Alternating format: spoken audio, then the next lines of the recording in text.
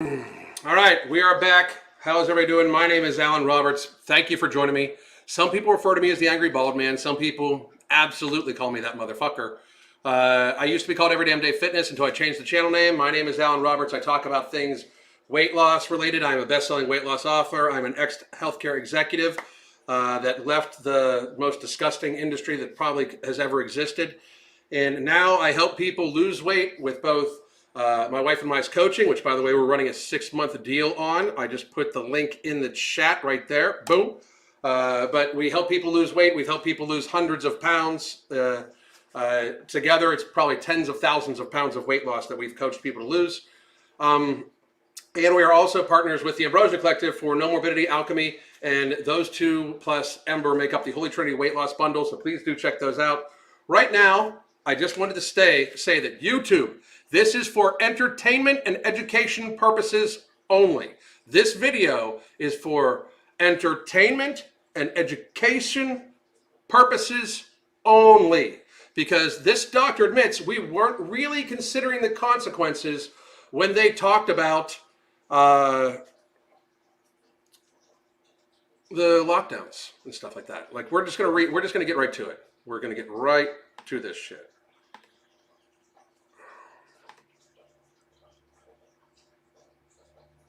This is from the USA Today. Today.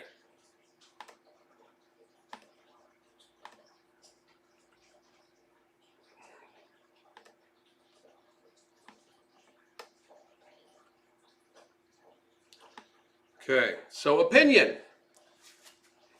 A doctor admitted COVID mistakes. His critics made him pay for it.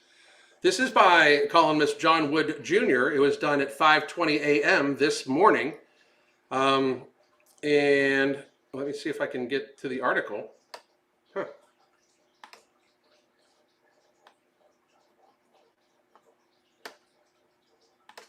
Oh, there we go.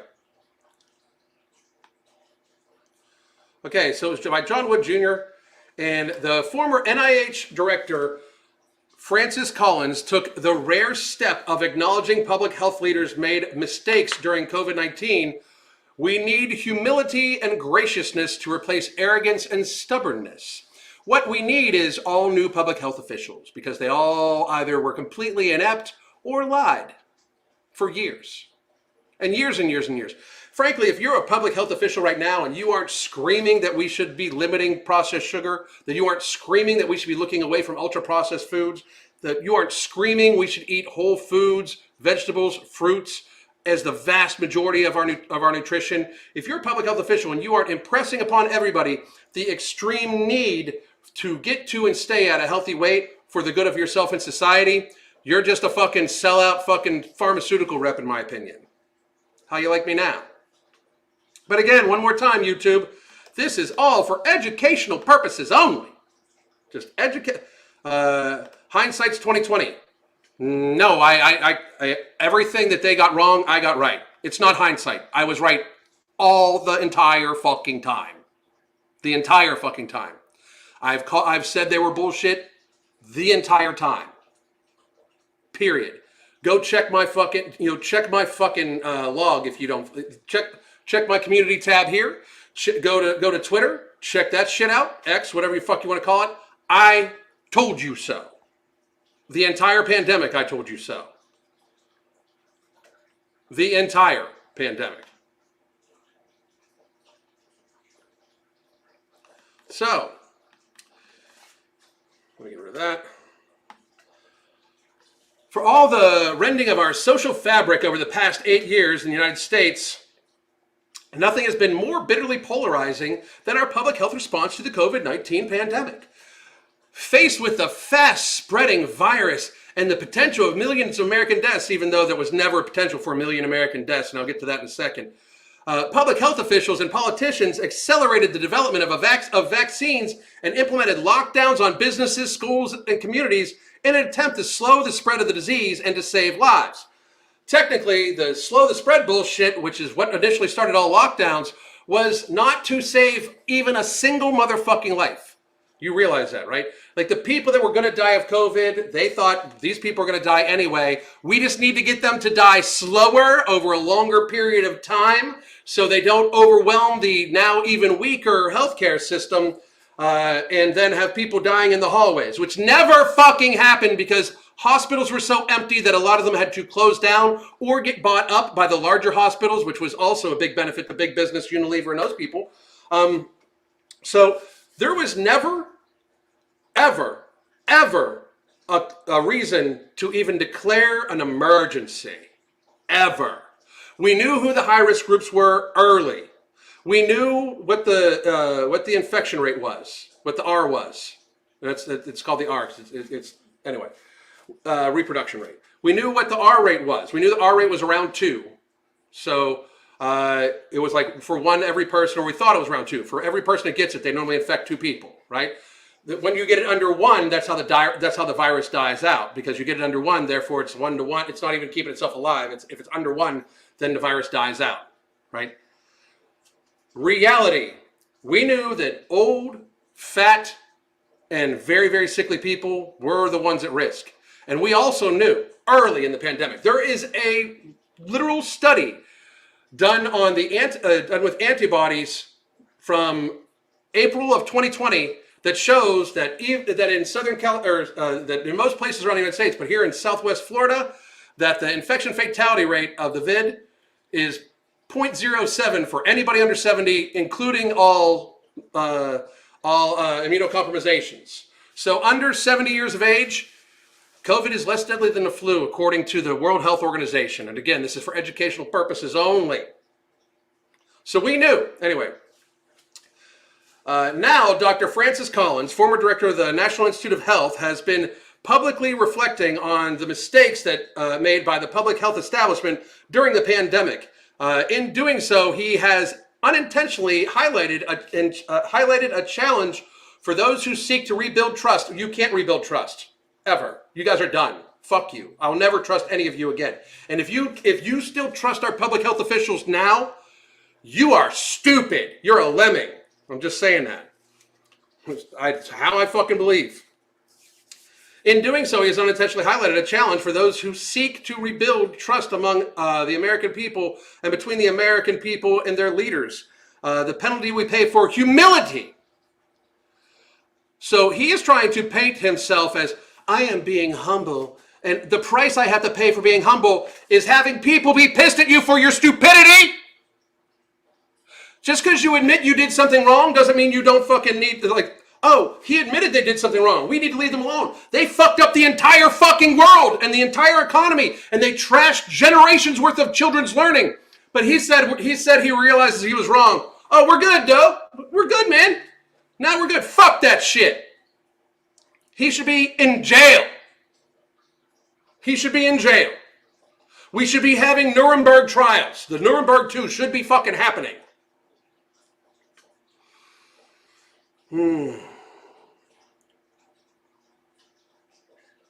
2022, Braver Angels was put in touch with Collins because of his desire to engage constructively with critics of our public health response to the pandemic. Critics, you mean the people that were actually fucking right? Constructively, you motherfuckers were wrong, get to the fucking back of the bus, shut the fuck up. That's as constructive as you get. You motherfuckers were trying to force everybody to get an experimental gene therapy produced by historically corrupt companies in a historically corrupt industry that had complete liability protection with absolutely no long-term testing. You motherfuckers were trying to get babies injected. You guys were saying, oh, 6 months and up, yeah, we need to inject them to protect them from a cold less deadly than a seasonal flu for people that are under fucking 70. You're the ones that are fucking saying that risk was okay. You can shut the fuck up. We don't need to engage shit. We don't need to engage shit. Those of us that were right the whole time would like you to shut the fuck up and get the fuck out of the way. Because we were right the whole fucking time. The whole fucking time. And now he's like, well, I want to engage constructively and talking to people that know I was wrong, but I can't. I still need to be part of the conversation, you understand? I am a public health official. I need to be part of this conversation, even though I've been wrong for 4 fucking years. You've been wrong for 4 fucking years. You're either too stupid or bought off. One or the other. Why should we even give a fuck about you? You fucked up. We don't trust you. Get the fuck out. You were wrong. I was right. You were wrong on purpose because I think you were fucking butt. But I can't prove it. But I was right. You were wrong. Shut the fuck up. We don't need to have any engage in anything constructively because everything you said was wrong and everything I said was right. The opposition was right. You don't get to still debate your fucking, your reasoning. If I can figure out how wrong you were back then and you couldn't, you should shut the fuck up and they should listen to me. That's how that shit works. Because you clearly know, you're admitting you fucked up and now you're like, but we need to engage in this constructively. Fuck you, motherfucker. You should be on trial.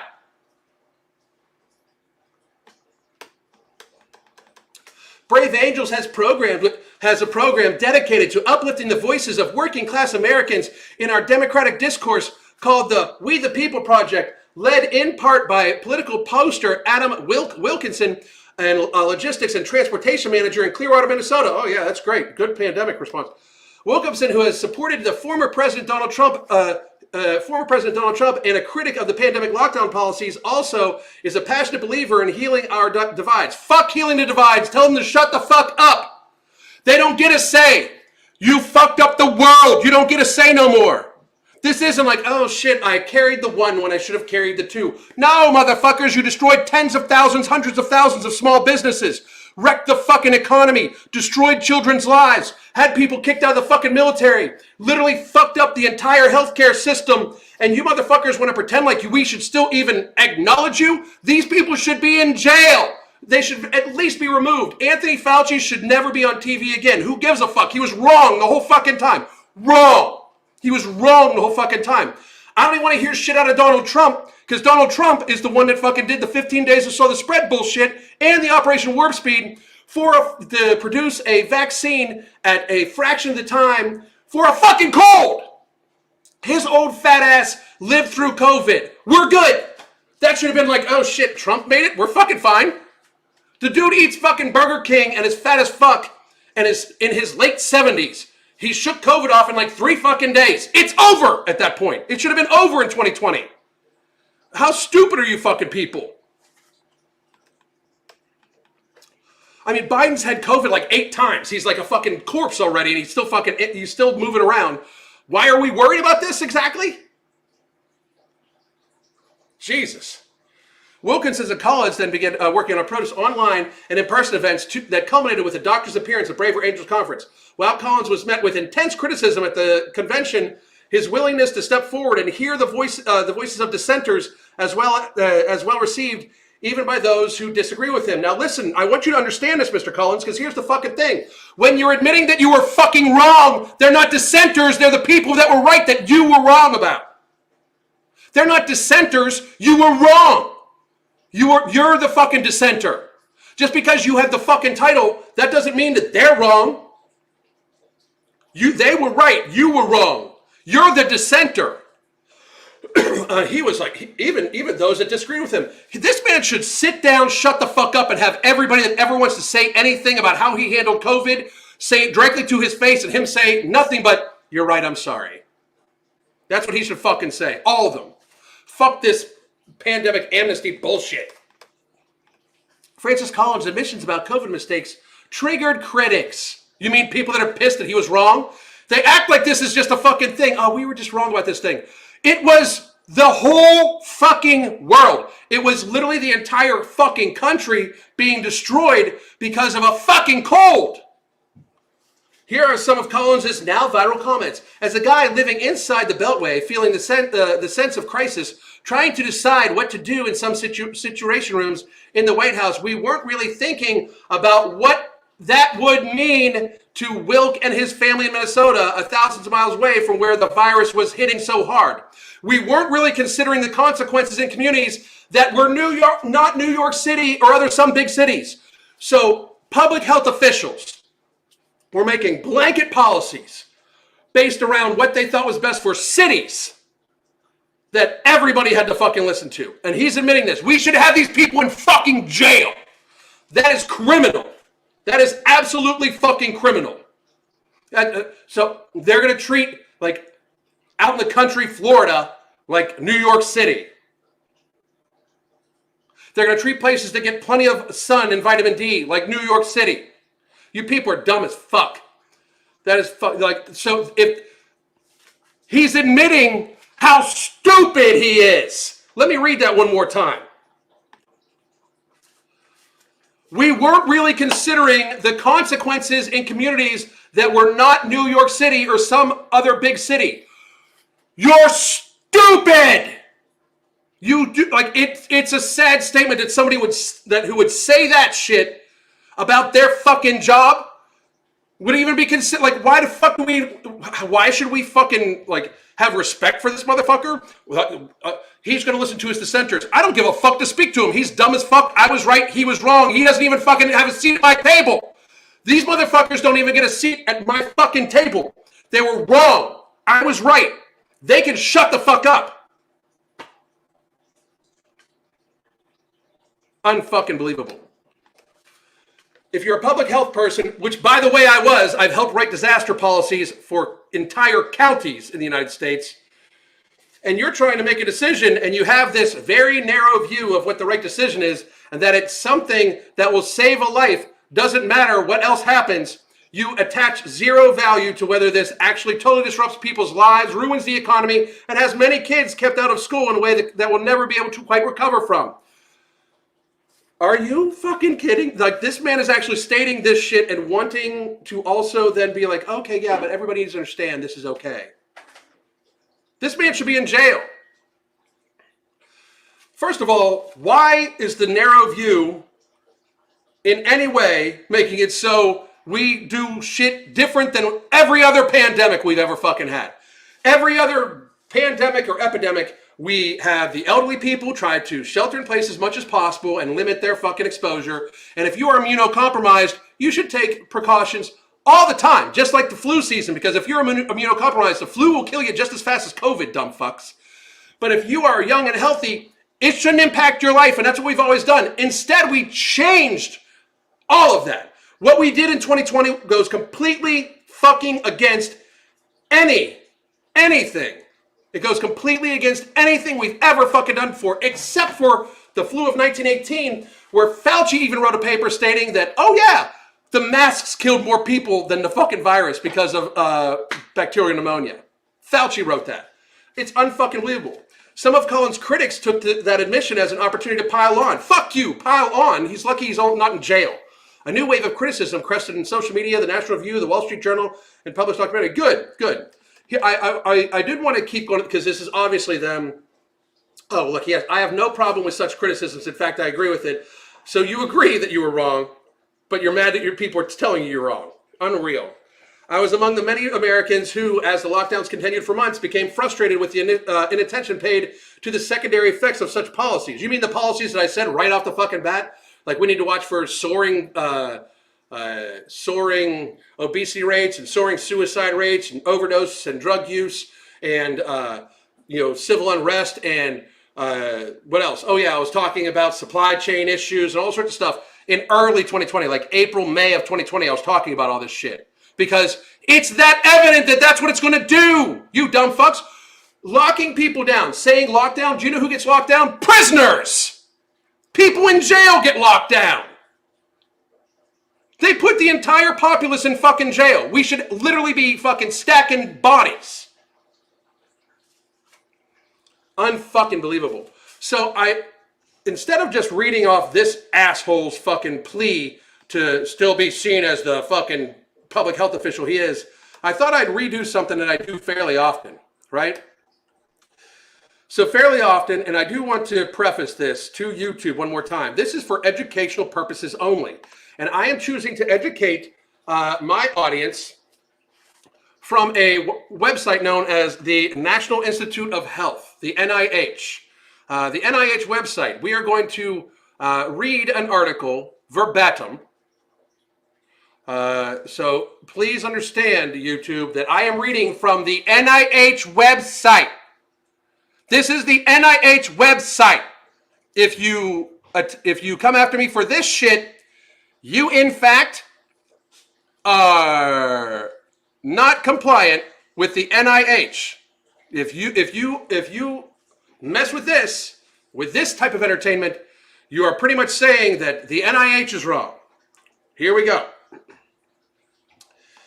This is, just so everybody can see, this is the National Library of Medicine from the NIH, National Center of Biotechnical Information. All right? This is in the Surgical Neurology International. It was published on April 22nd of 2022 by Russell Blaylock. Russell writes, and I quote, I'm going to try to read this verbatim, just a few paragraphs of it, then we'll talk, and then I'm out of here. This is from April 22nd of 2022. I am reading this from the NIH website, YouTube. The COVID-19 pandemic is one of the most manipulated infectious disease events in history, characterized by official lies in an unending stream led by government bureaucracies, medical associations, medical boards, the media, and international agencies. We have witnessed a long list of unprecedented intrusions into medical practice, including attacks on medical experts, destruction of medical careers among doctors refusing to participate in killing their patients, and a massive regimentation of healthcare led by non-qualified individuals with enormous wealth, power, and influence. For the first time in American history, a president, governors, mayors, hospital administrators, and federal bureaucrats are determining medical treatments based not on accurate scientifically based or even experience-based information, but rather to force the acceptance of special forms of care and quote-unquote prevention, including remdesivir, use of respirators, and ultimately a series of essentially untested messenger RNA vaccines. For the first time in history, medical treatment protocols are not being formulated based on the experience of the physicians treating the largest number of patients successfully, but rather individuals and bureaucracies that have never treated a single patient, including Anthony Fauci, Bill Gates, EcoHealth Alliance, the CDC, World Health Organization, state public health officers, and hospital administrators.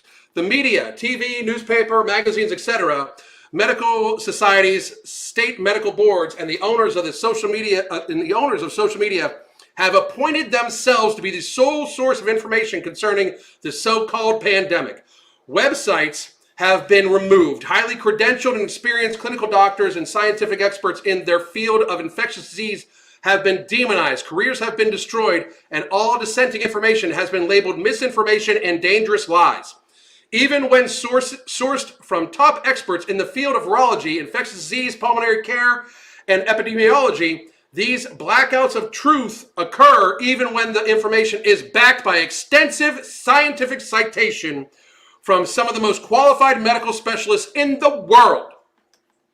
Incredibly, even individuals such as Dr. Michael Yeadon, a retired ex-chief scientist and vice president for the science division of Pfizer Pharmaceutical Company in the UK, who charged with the company with making an extremely dangerous vaccine, is ignored and demonized. Further, he along with other highly qualified scientists have stated that no one should take this vaccine.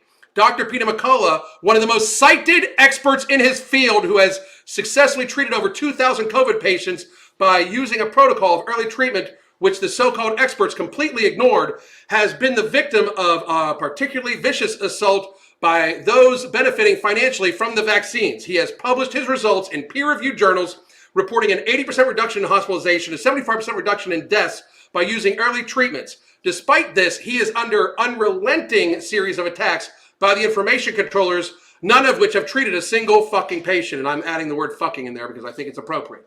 Neither Anthony Fauci, the CDC, the World Health Organization, or any medical governmental establishment has ever offered an early treatment other than Tylenol, hydration, and call an ambulance once you have difficulty breathing. This is unprecedented in the history of medical care, as early treatment of infections is critical to saving lives and preventing severe complications. Not only have these medical organizations and federal lapdogs not even suggested early treatment, they attacked anyone who attempted to initiate such treatments with all the weapons at their disposal: loss of license, removal of hospital privileges, shaming, destruction of reputation, and even arrest. A good example of this outrage against freedom of speech and providing informed consent information is the recent suspension by the medical board in Maine of Dr. Muriel Nass's medical license and the ordering of her to undergo psychiatric evaluation for prescribing ivermectin, sharing her experiences in the field. I'm just going to put in this caveat that it is now widely accepted that ivermectin is a treatment for COVID. Widely accepted that it makes it so you just won't die from it. It really is. I know Dr. Ness personally and can vouch for her integrity, brilliance, and dedication to the truth. Her scientific credentials are impeccable. The behavior by a medical licensing board is reminiscent of methodology of the Soviet KGB during a time where dissent were incarcerated in psychiatric gulags to silence their dissent. Another unprecedented tactic is to remove dissenting doctors from their positions as journal editors, reviewers, and retracting their scientific papers from journals, even after these papers have been in print. Until this pandemic event, I had never seen so many journals being retracted. The vast majority promoting alternatives to the official dogma. Eventually, if the paper questions vaccine safety. Normally, a submitted paper or study is reviewed by experts in the field, called peer review. These reviews can be quite intense and nitpick in detail, insisting that all the errors of the paper are corrected before publication. So unless fraud or some other major hidden problem is discovered after the paper is in print, there paper remains in the scientific literature. But they took it all back down. They took them all down because they don't want to fucking deal with it. So by the way, I am going to share this article. It goes on for a long time. I wanted to just do it real quick, but I will share the article right now. In here, we'll take some Q&A, and then I'm done for the day.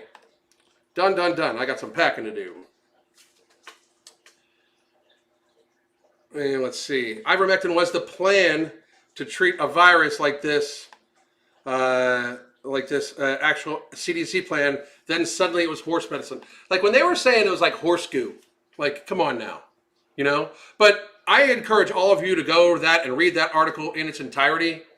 I don't say I told you so about the pandemic because it's important that we realize there are many people out there that I didn't go along with this bullshit from day fucking one.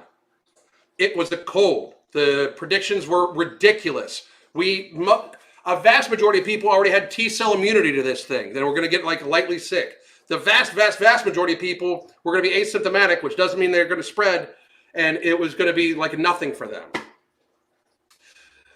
If your doctor, if you had the vid, and your doctor still said after you had the vid that they should give you the vaccine, get a new doctor. That's malpractice. I mean, we didn't talk about natural immunity. We didn't talk about any of that stuff. He goes over all that stuff in there. But anyway, me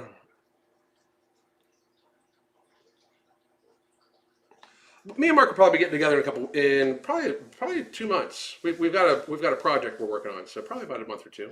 But thank you very much. And one more time, folks, just real quick. Here is the 6-month deal. A little over $40 per month. 6 months of coaching, daily communication, weekly video conferences. Take us up on that. We only have a few slots available. And I'm looking forward to working with all of you. So I hope all of you have a phenomenal day. Oh, my phone died. Hope all of you have a phenomenal day. We will talk here tomorrow. I'll be back at 1 p.m. God damn.